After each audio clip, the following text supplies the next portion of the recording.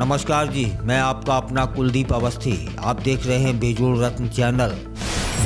अच्छा, एक बात बताइए, कुछ शब्द बोल रहा हूँ, जानते होंगे, प्रचलित हैं, नाम बना लिया है उन शब्दों ने। रंगा बिल्ला को जानते हैं?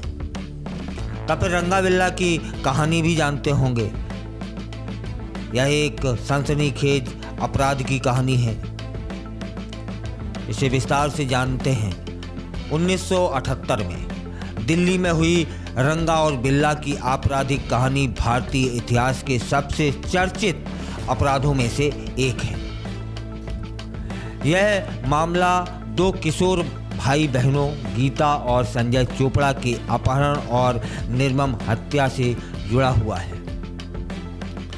25 अगस्त 1978 को चोपड़ा भाई बहन, जो कि एक नेवी अफसर के बच्चे थे, ऑल इंडिया रेडियो के एक कार्यक्रम के लिए अपने घर से निकले।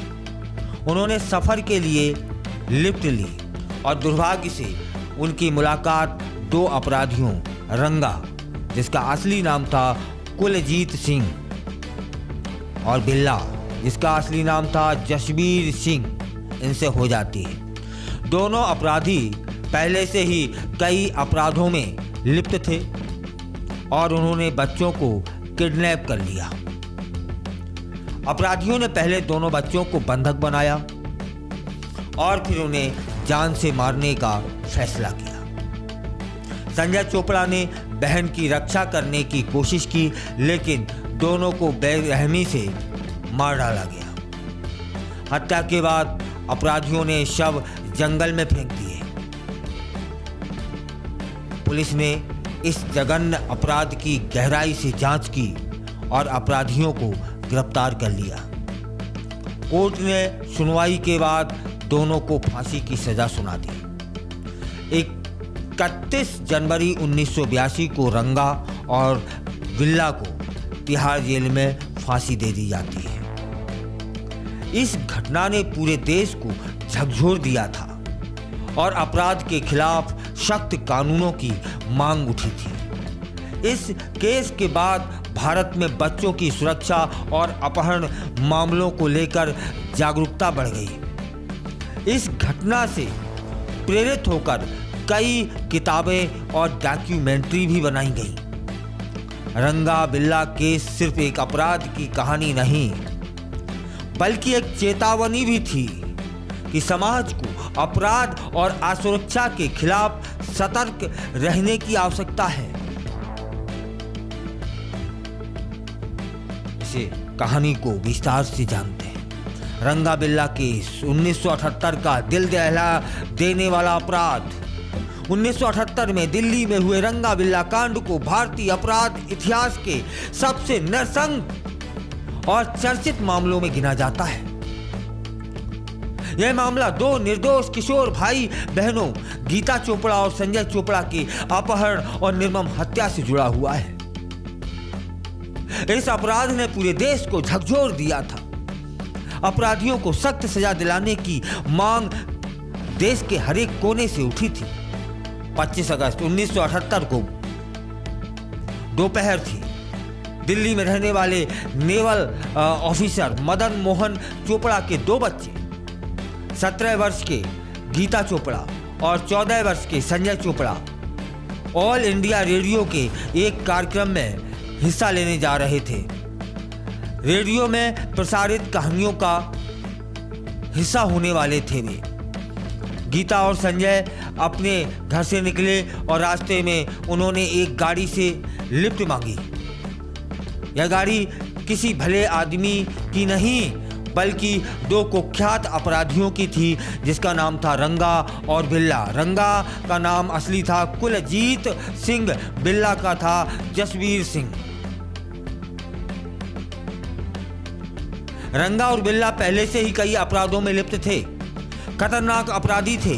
गाड़ियों की चोरी करना, लूटपाट करना, हत्या जैसी घटनाओं को अंजाम दे चुके थे वे।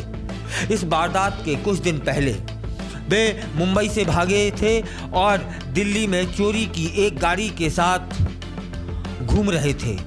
उनका इरादा किसी अमीर व्यक्ति का अपहरण कर फिरौती मांगने का था।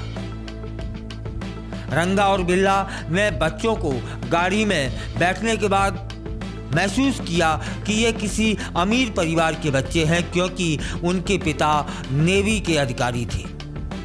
इसलिए उन्होंने सोचा कि वे इन बच्चों के परिवार से फिरौती वसूल कर सकते हैं, परंतु जल्द ही उन्हें लगने लगा कि ये योजना कामयाब नहीं होगी। उन्होंने बच्चों को रास्ते में ही मारने का निर्णय ले लिया। संजय चोपड़ा ने अपनी बहन की रक्षा करने की कोशिश की, लेकिन दोनों अपराधियों ने उन्हें बेरहमी से पीटा। जब गीता ने विरोध किया और हिम्मत दिखाई तो रंगा और बिल्ला ने उसे भी चाकू से गोद दिया।